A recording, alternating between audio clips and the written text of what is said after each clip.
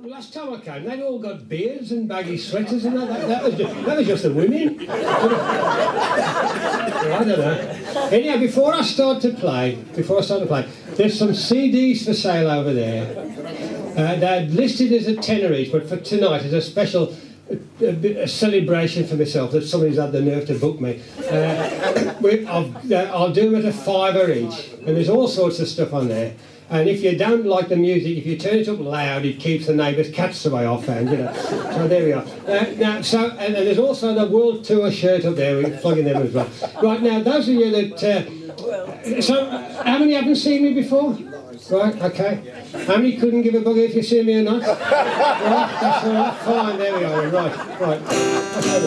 Well, just for those of you that, my name's Bev Pegg, and I come from a little fishing village about 8 miles from here called Cradley. And I mean, I've spent most of my working life in Cradley, and I was born in... well, I wasn't born in Cradley. I lived in Cradley for a long time. In fact, I was born in the country. I was born in a little place called Wedlock. Well, just outside Wedlock. And my only claim to fame is that I used to play guitar for the Everly Brothers. No, not the Everly Brothers from America, but the Everly Brothers from Cradley, Heath. One's heavily into drink and the other's heavily into drugs. And I've also played with the famous black country rhythm and blues player, Bo Dudley. So you're all now, I hate name dropping. I was only saying to Prince Charles the other day about this, but I mean, those of you that live near Cradley, I know Derry and Debbie live in Cradley, but Cradley's quite nice today, but Cradley is a bit rough. I mean, if you go into the market at Cradley and you want to buy a pair of stockings, they ask you what your head size is, you know. So I'll sing a song called the Cradley East song, which is, you've probably heard this one before. A mate of mine, Brian Cliff, used to do this with a Black Country night out in the 70s, but he doesn't play anywhere these days, and you know, I've asked him if it's all right, because I think it's a song that needs to be kept going, really. So here we go, right.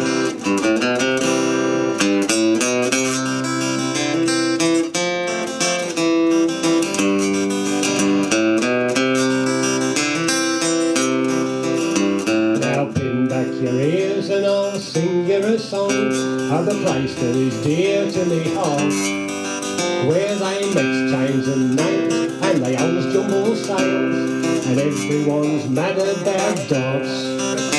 So take me back where the smoke rolls black and the Dove Prize ale flows free, where factory West lies all the park benches. Cradley means home to me.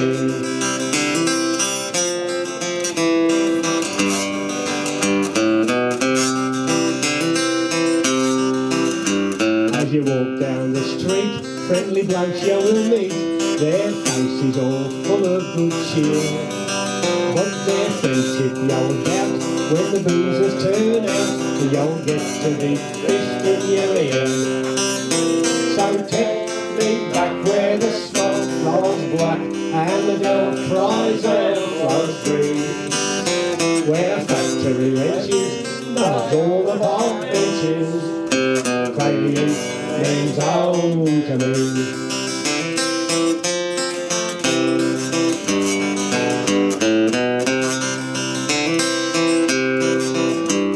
The gasworks each night is lit by the light from the side of the Collier Inn, where the old ladies sit and stir up the mire and ladylike sip their gin. So take me back where the smoke rolls black and the Dove Prize ale flows free, where factory wenches lies all the park benches. Cradley means home to me.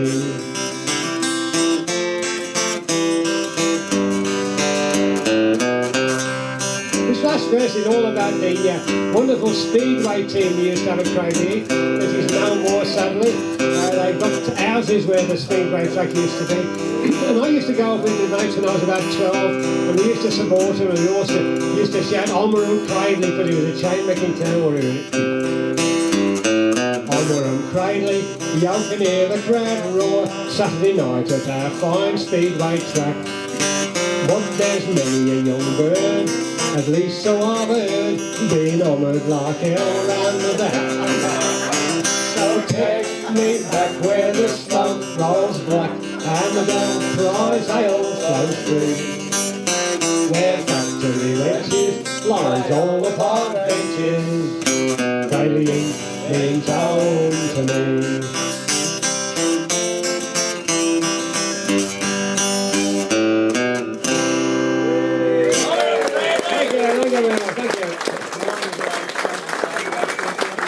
Thank you, music lovers.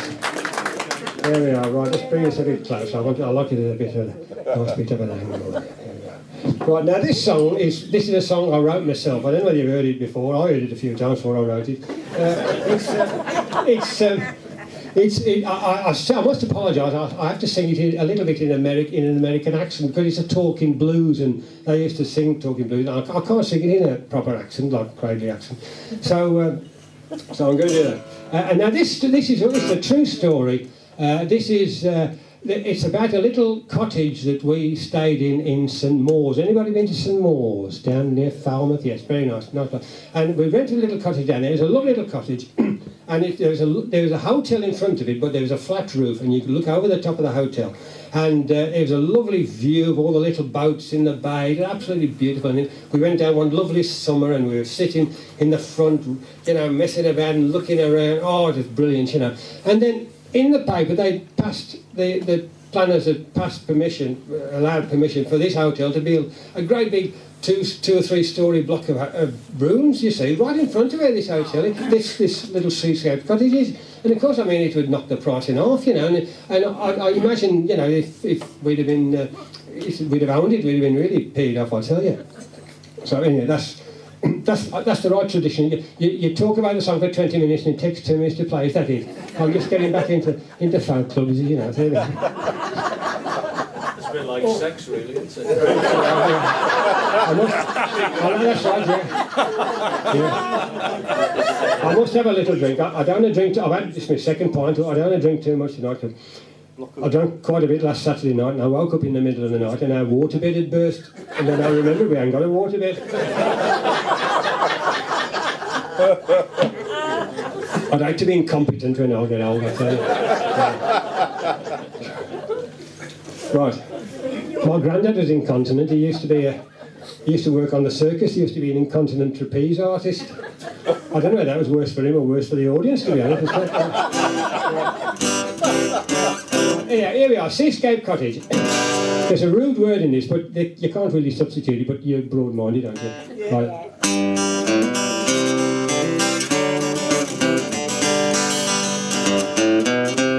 I'll tell you, it's a bit loud, this thing. I'm going to turn the bloody thing down. I couldn't stand it. That's right. That's right.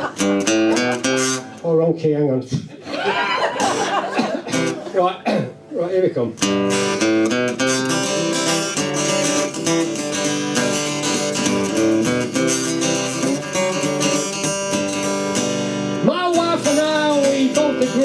There ain't no better place to be. Sunshine and tranquility, Seascape Cottage by the sea. Ah.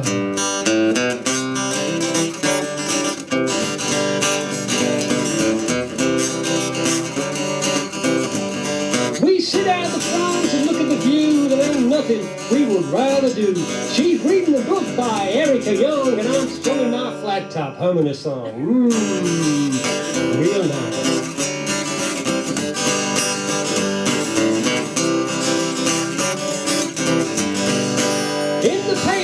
Just today, Hotel Extension gets the okay. They're going to build a big new block right in front of where we look. Hey!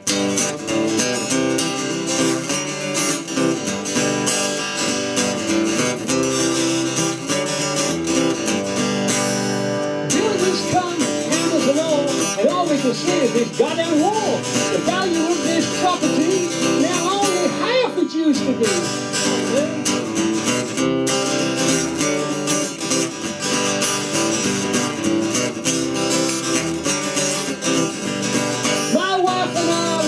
Agree, there ain't no worse place we could be. Gonna move, hopefully. Fuck Seascape Cottage, can't see no sea.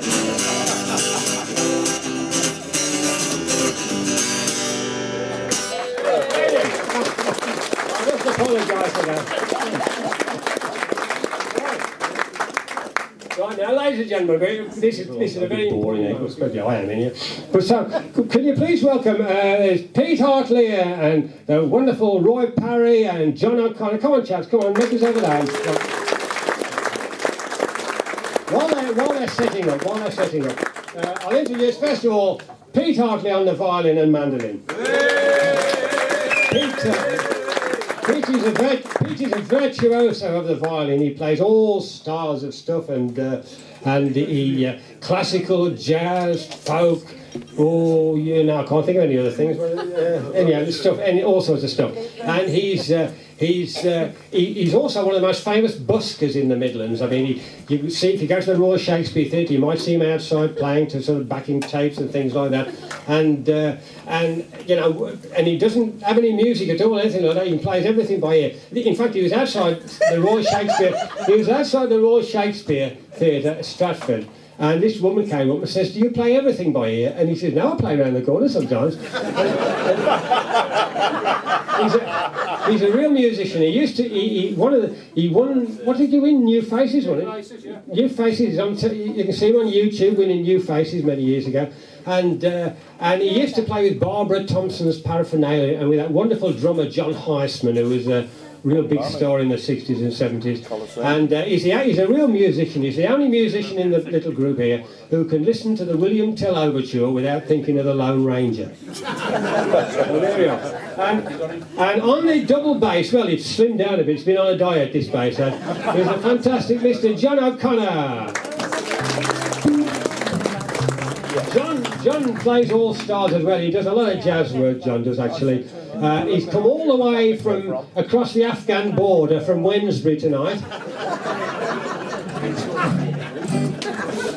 And John, in the daytime, while he's not playing the bass, he actually marks exam papers. And I mean, I tell you what, when I was at school, if you got 40%, you were a dismal fail. You get kicked out of school. But if you get 40% today, you get about 2 A stars, and you go to university, thanks to John, so there you are.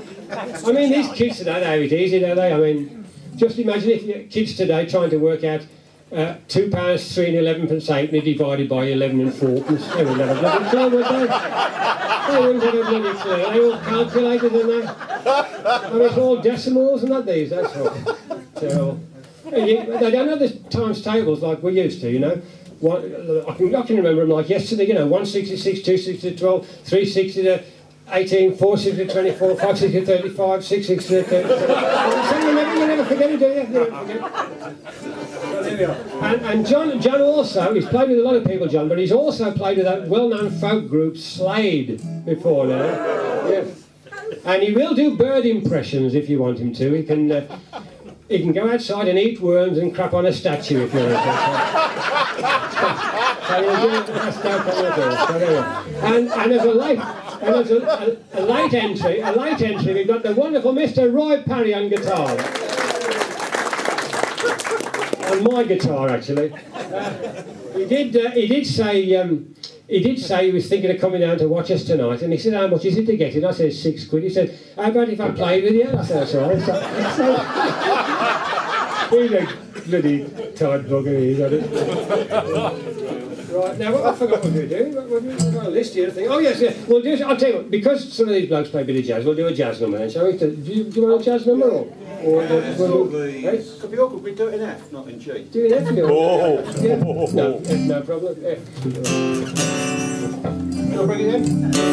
Yeah, go on. I'll put down a bit. Have a bit of reverb, please. Down a Cottage. Reverb.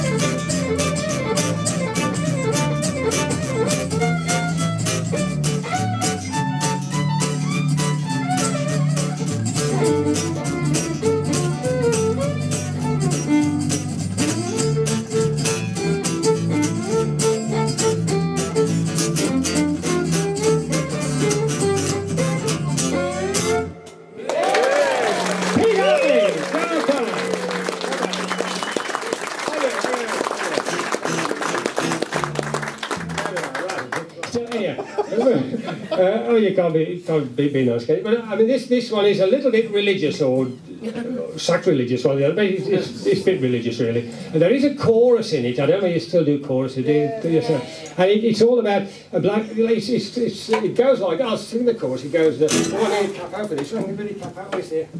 I don't normally use a capo when I play the jazz club because they look down at it, but it sounds better there if you play it. See the thing, something like this. Got this off eBay the other day for this gig. There we are, right. I'll tell you what the chorus is when I've told you about the song. This song's a little bit, it started off by my granddad, because my granddad was a strict Methodist. And when my mum and dad used to go to operatic rehearsals at Stourbridge, I used to be with my granddad for a couple of hours. They used to look after me when I was about 8 or 9 years old, you know. And I always noticed my granddad on his mantel shelf, with all these old things, he'd got this cross, you know. And I remember saying to my granddad, "What's the cross, granddad?" And he said, "That's where Jesus died." And I thought, he couldn't have been very big if he'd done it. But he was a strict Methodist, my granddad was. And he was a lovely old chap. He was a chain maker by trade, you know.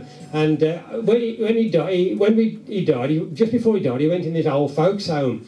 And we used to go and visit him every other day, you know. And he had this rocking chair in this old folks' home with a big wedge behind it, so it was leaning forward, you know. So it looked like he was interested in your conversation when you were talking to him, you know. I mean, I know a few jokes, but my granddad only knew one joke. And one day in the nursing home, he told this same one joke to the bloke next to him 24 times. And the bloke next to him said to the bloke, he said, "I don't know how he remembers them all."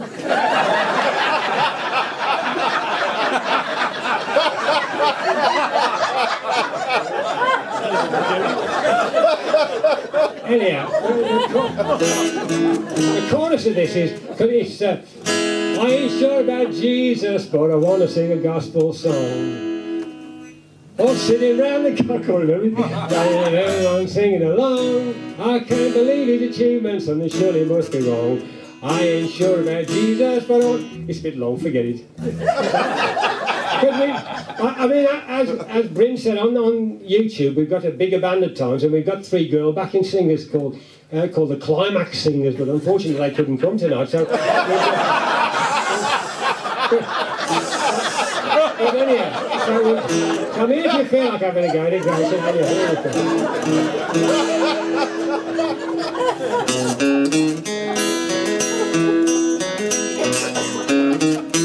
Oh, I ain't sure about Jesus, but I want to sing a gospel song. All sitting around the campfire and everyone singing along. I can't believe his achievements, something surely must be wrong. Oh, I ain't sure about Jesus, but I want to sing a gospel song. I read he was the Son of God, and heaven he came from. But somehow I can't understand just how it all went on. Oh, Jesus was a good guy, I surely will agree. But all the things they said he did just kind of puzzled me. Oh, I ain't sure about Jesus, but I want to sing a gospel song. All sitting around the campfire and everyone singing along. I can't believe his achievements, some surely must be wrong. Oh, I ain't sure about Jesus, but I want to sing a gospel song.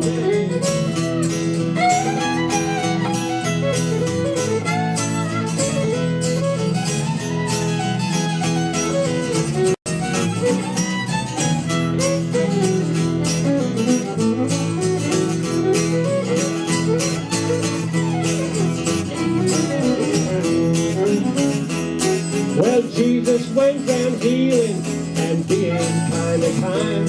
I'd go to church on Sunday, but I never have the time. My grandpa had a cross of Jesus on his mantel shelf. Oh, Jesus died a young man, and I ain't feeling too good myself. Oh, I ain't sure about Jesus, but I want to sing a gospel song. All sitting around the campfire, and everyone singing along.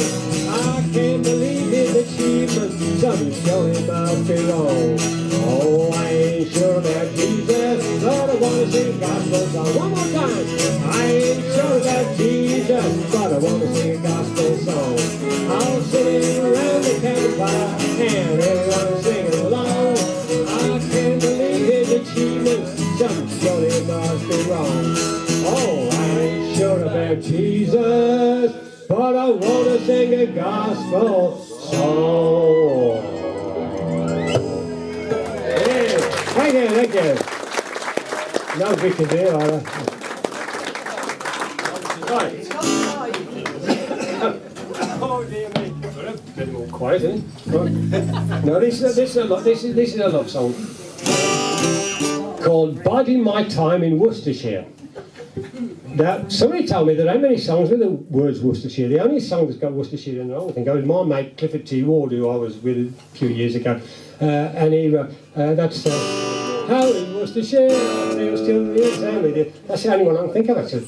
So there's 2 songs now with Worcestershire in. And this is about a bloke pining for a girl who's a married bloke's knocking her off. And I'm trying to explain in a delicate way. And she's single, and this chap fancies her, but he never has a chance. He gets frustrated. He never has a chance to talk to her because this other bloke's there all the time, or there's a lot of people around her. And he eventually gets to talk to her, and she said, "I'm going to go on for my holiday in the United States to stay with her aunt, who was a GI bride in the war." And so he's going to not see her for a month. So there we are. So that's basically what it's about. I mean, life's a song of unrequited love. For a month. I mean, I found my love's getting more unrequited every year, to be honest with you. I mean, life isn't fair, is it really? No. I mean, if life was fair, Elvis would still be alive and all the impersonators would be dead, wouldn't they?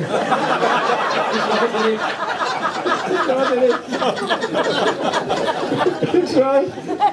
Really right and all, I tell you. Kill me off these guys.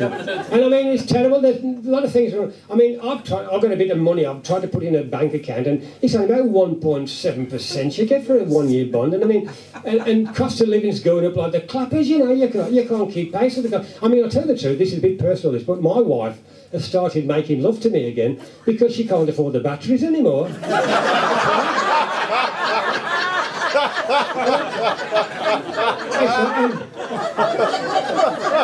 And my wife's 8 years younger than me. She's 8 years younger than me. And I mean, obviously, I did say to her the other week, I said, "Now look, love, I'm 71 now. I said, now I could pop off any time, you know.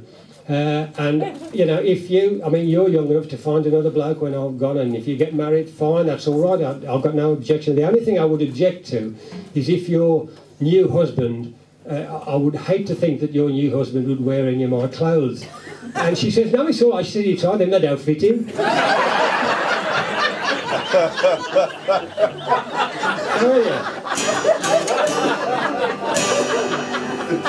So, anyway, this is Biding My Time in Worcestershire. I shouldn't make it up, because this is a sincere, sensitive song, this is. But yeah. there's a chorus in this I can't remember till I get to, so here.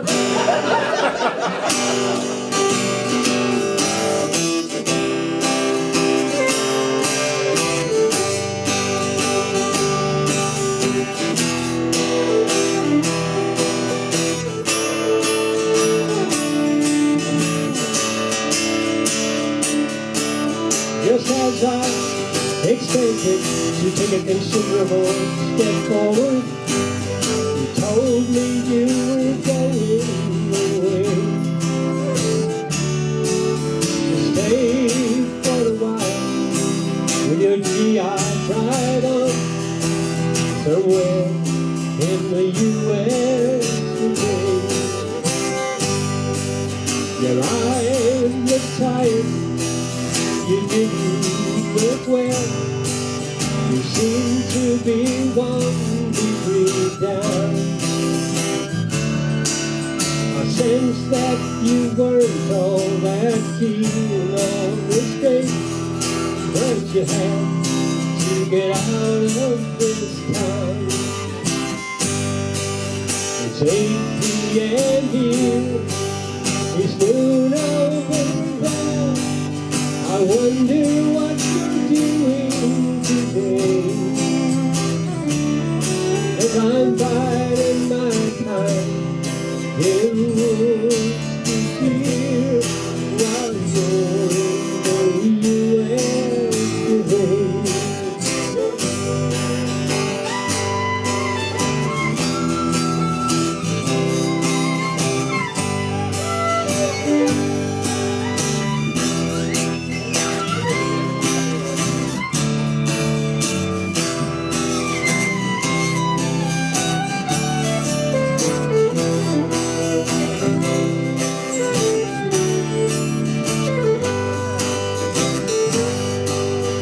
Friends you had last month I haven't seen lately.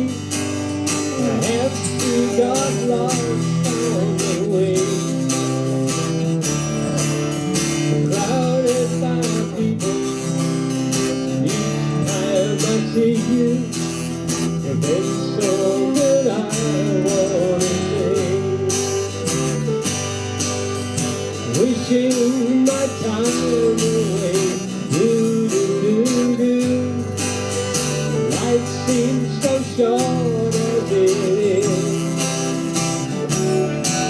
but if I could just bypass the next 30 days, I must be sure I'll not miss. It's 8 p.m. here, it's noon over there.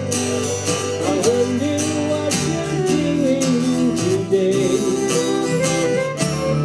as I'm biding my time in Worcestershire while you're in the US. May you fly safely to where you are bound. May you find happiness and sunshine around. It's 8 p.m. here, it's noon over there. I wonder what you're doing today, as I'm biding my time in Worcestershire while you're in the US today, as I'm biding my time in Worcestershire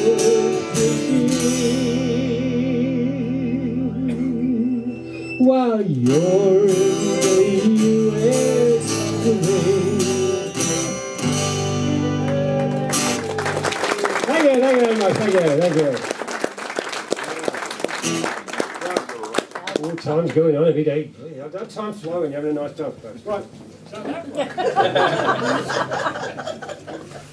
So Debbie panicking for a minute.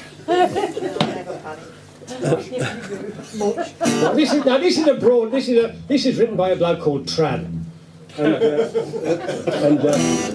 it's taken from a broadside, a 17th century broadside, and it's all about, it's called the Three Jolly Butchers, which you've all heard of before, of course. And they're going to market to do their shopping as folks did in the 17th century. I mean, we go up to Merry today, don't we?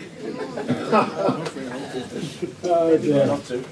Well, that's it. I mean, I had to go to Merry with my mate Kevin the other week, because I had to have some eye drops from Boots, the chemist, because a few years ago I had a firework hit me in the eye, and it detached me rectum. And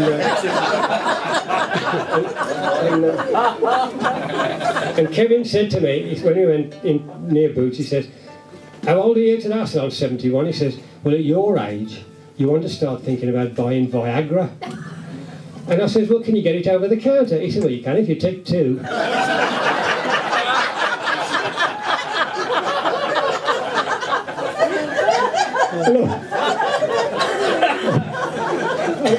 I went into W.H. Smith. And I said to the girl, I said, "Excuse me, love," I said, "but do you sell bereavement cards?" And she said, "Yes, we do." I said, "Well, is it possible you can exchange this Get Well card I bought yesterday, please?"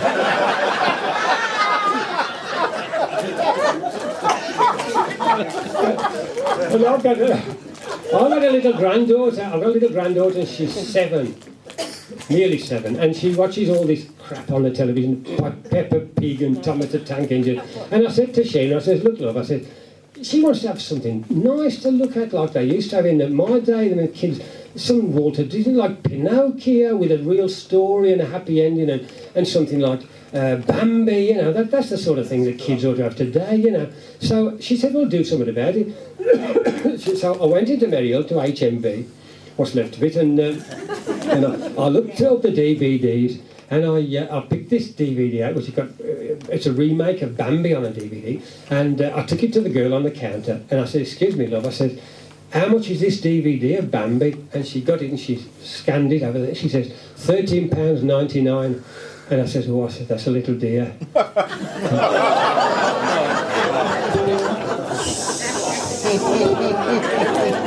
And another thing, I've just mentioned how old I am. I mean, I was a war baby, you know. I used to say, "Whoa, look at him in the front." But I'm 71 now. When you're into your 70s, you look your worst when you get out of bed in the morning and look in the mirror. It's pretty gruesome, I'll tell you, because your eyelids droop, don't they, when you get old? And can you see these lines where my cheeks have all sagged and that, you know, and the neck's all craggy? And I look in the mirror sometimes and I think, "You're an ugly old bugger you are." But then I've got a cure for this low self-esteem feeling. I go up Merry Hill and I go in the Asda. And I look around the Asda and I think, "Oh yeah, it's not a bad-looking bloke after all." You know. That's right. I can remember. Why do the mothers all take the kids into Asda to smack them? It's incredible, isn't it?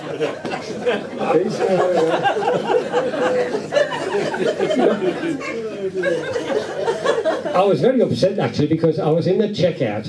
I was waiting to get to the checkout, and this old lady at Asda, she was waiting to go in the checkout. She just keeled over and dropped down dead, just like that. And I felt ever so upset because she just bought one of these bags for life.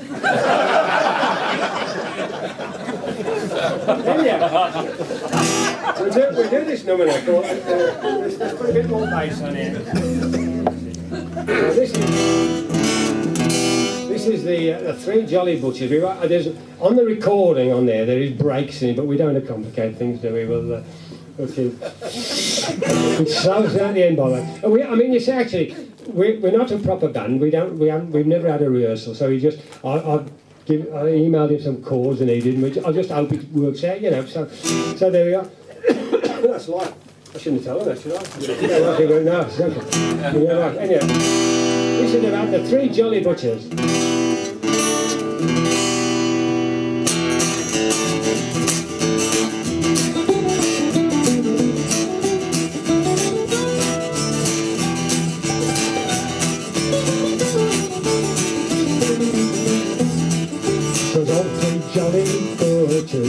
As I've heard many say, they have 500 guineas on a market day. And as they rolled along the road as fast as they could ride, "Oh, stop your horse," said Johnson, for I heard a woman cry. "Stop by Wolsey's lipstick. Stop by Wolsey's ink, nor stop by Wolsey's pride. Else Robin we shall be. But Johnson he got from his horse and looked the place around, and he spied a naked woman with her hair pinned to the ground.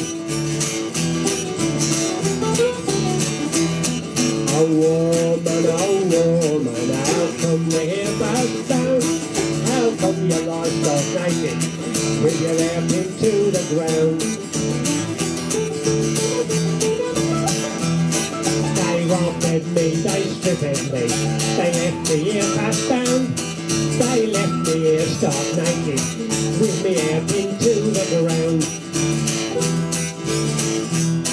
Well, Johnson being a valiant man, a man of courage bold, he got his coat from off his back to keep her from the cold. And Johnson he got on his horse and the woman got off behind, but then she put her fingers to her lips and she did 3 piercing cries. Wait.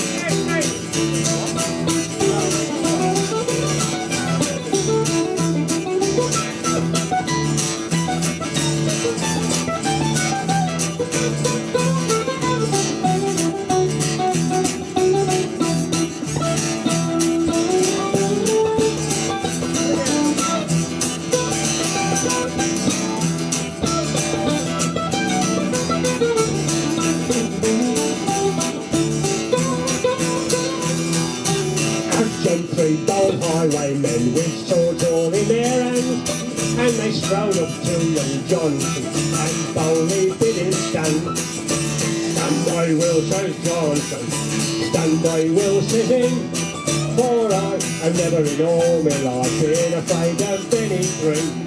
And Johnson drew his glittering sword, and 2 of them were slain, and as he killed the other, that woman stabbed him from behind.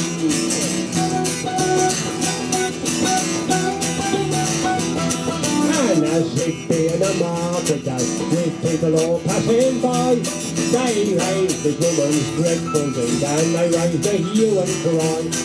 And she was bent to Newgate jail, all bound in iron strong, for killing the finest daughter, as ever the sun shone on.